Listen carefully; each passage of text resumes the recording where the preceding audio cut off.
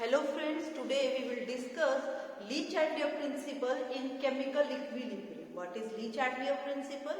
Le-Chatelier principle said that if a system in equilibrium is subject to any change in concentration, temperature, pressure, etc., then the reaction will move in that direction to undo the effect done to that system. That is, if we increase the temperature, the system will try to decrease the temperature or come to its initial temperature. If we increase the pressure, the system wants to decrease the pressure. That says the Le-Chatelier principle. Now we will see what are the effect of various terms in concentration, pressure, inert gases, etc. on an equilibrium system. So let us start. What is the effect of concentration of the system? For example, the reaction is such as N2 plus H2 gives me ammonia. Right, N2 plus H2 gives me ammonia if I will increase the concentration of the reactants. If I increase the concentration of the reaction according to Le-Chatelier principle, the reaction will attain to decrease the concentration of reaction. The concentration of this reaction will decrease if the reaction will move in forward direction, because as soon as the reactant react to give products, reactant will decrease, and we only want the reactant to decrease because I have increased the concentration of reactant. The Le-Chatelier principle said that if we increase the concentration, the system will want to decrease the concentration. How it will decrease? If the reaction will move in forward direction. So I can say if I increase the concentration of reactant, then the reaction will move in forward direction. And if we increase the concentration of product, the reaction wants to decrease the concentration of product, so it will move in the backward direction or in the reverse direction, or I can say to a reactant side. So if we increase the concentration of product, the reaction will move in backward direction. This is the effect of concentration on any equilibrium system. Now we will see what is the effect of pressure. How we will see the effect of pressure? We can see if we increase the pressure, the volume will decrease, right? And the number of moles per unit volume will increase. So on increasing the pressure, the number of moles will increase. So the reaction will move in that direction to decrease the number of moles of the reaction. So here we will see this reaction, N2 plus 3H2 gives me ammonia. Here the reactant has total number of moles 4 and product has 2 moles total. Right. Now if I increase the pressure, the reaction will move in that direction to decrease the pressure or to decrease the number of moles. Where the number of moles are decreasing here, it is in this direction, that is forward direction.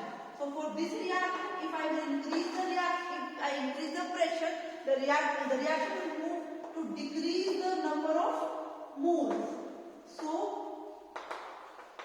the reaction will move in forward direction. Or if I will decrease the pressure, the reaction will tend to increase it, and it will increase in the side of number of moles.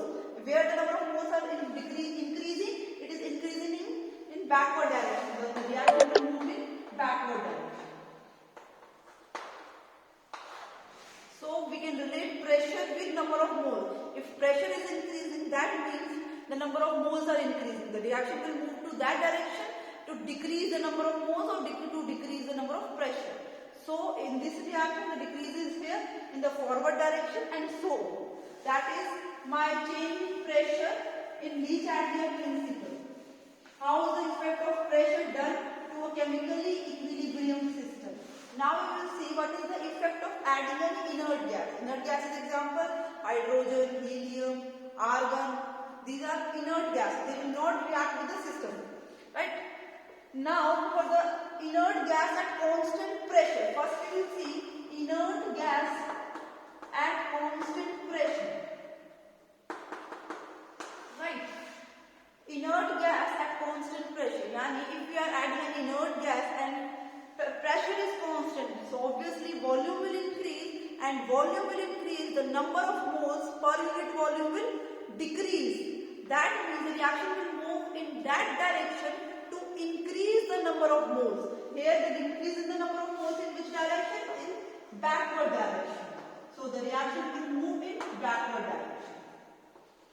I will once again repeat what is the effect of adding an inert gas at constant pressure is that on adding an inert gas at constant pressure, volume will increase. If volume will increase, number of moles per unit volume will decrease. The reaction will move in that direction to increase the number of moles. And where it is increasing? Here it is 4 moles and here it is 2 moles. Increasing means in backward direction for this reaction. Right. Now we will discuss what is the effect of adding an inert gas at constant volume. If at constant volume, the total pressure will increase. Because volume is constant, so total pressure will increase, and on increasing the total pressure, there is no effect on the chemical equilibrium. So there is no net movement of molecules in forward or backward direction. Yani on inert gas is added at constant volume, the reaction will be same as it is done, and reaction will be in equilibrium because there is no effect of adding any inert gas at constant volume because the total pressure is increasing, which will not affect any number of moles or anything. Now we will start what is the effect of temperature. To see the effect of temperature, we will see that with the increase in temperature, the reaction will move to that direction to decrease, and it will decrease in the reaction as endothermic. Decrease in what way? Endothermic. If we decrease the pressure, the reaction will move in exothermic direction. So if a reaction, for example, by this reaction, and delta H is minus 273 kilojoules, and this reaction is exothermic in forward direction. So if I increase the temperature of this reaction, this will move in the backward direction. So this reaction is endothermic, right? And if we decrease the temperature of this reaction, the reaction will move in exothermic side. And what is exothermic side? Is forward direction. This is the effect of temperature. For example, temperature got increased, the reaction will move in endothermic, and if temperature is decreased, the reaction will move in exothermic direction. Now, what is the effect? Last but not least, what is the effect of catalyst on adding to any chemical equilibrium system? What is that? If any catalyst is added to a chemical equilibrium system, there is no effect on the reaction because it will increase both the reactant and product equilibria to a initial or final stage. For example, if I add any catalyst to a reaction, this will not affect the reaction but helps the reactant to attain the product more easily or more faster. This is the effect of catalyst. There is no effect of catalyst, adding a catalyst to equilibrium and adding an inert gas at constant volume. There is no effect or no change. But with concentration, pressure, temperature and inert gas at constant pressure, there is something change. The direction will move, direction will decide at which direction it will move, or the Lee-Chandler principle will decide at which direction it will move in the forward or in backward direction. Now we will start our next topic, Clapeyron equation. What is Clapeyron equation? See. For example, a system A and B are in chemical equilibrium with each other. I can say the free energy of system A and the free energy of system B are equal as they are in equilibrium, or I can say delta G to be 0. If I change this system to a final state, then the A will change plus dA and B will change to dB. Then the free energy I can write as Ga plus dGa is equal to Gb plus dG. Right? Since from first equation we said that Ga is equal to Gb, then we can remove that and our expression reduces to dGa is equal to dGb. I know from thermodynamics as dG is equals to V dP minus S dt. Now dGb. Now G, as we know that dG is equal to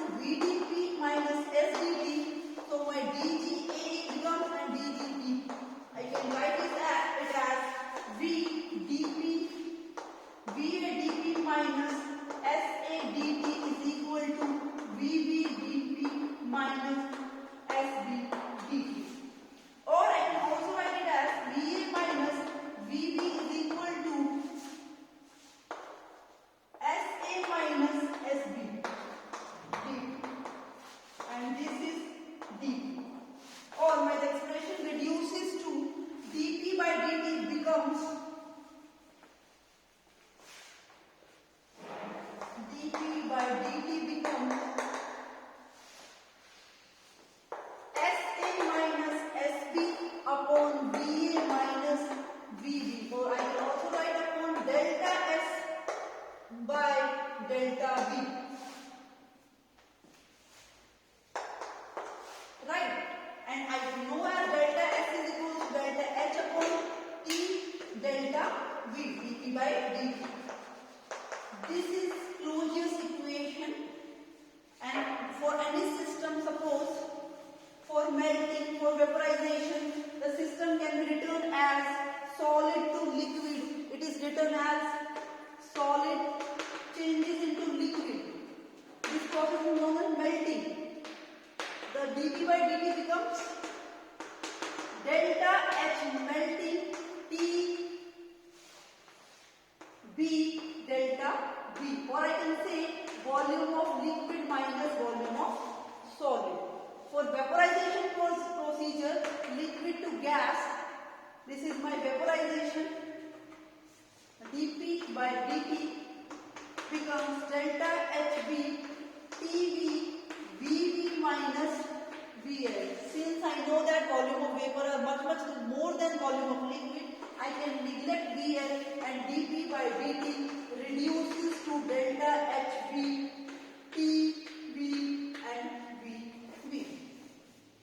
Right? I can further solve this equation as from ideal gas equation PV is equals to RT for 1 mole of an ideal gas. So I can write PVV is RT and my volume becomes RT by P. Substituting in that equation, dp by dt becomes delta HB TV RT by P. And we know that T is RT square into P. Or I can also write it as dp by T is equal to delta HB dt by RT square. Or I can write it as dlnp is equal to delta HB by RT square dt. I further solve this equation if it contains number of moles, or I can integrate this equation from T1 to T2 and P1 to P2. So this equation becomes dlnp integrate into P1 to P2, which is equal to delta HB by R integrated from T1 to T2 by T square. This becomes delta HB by R T to the power minus 1 T1 to T2 d by ln integration is P2 by P1. Or I can also write it as ln P2 upon P1. Ln P2 upon P1 is equal to minus delta HB upon R 1 by P2 minus 1 by P1.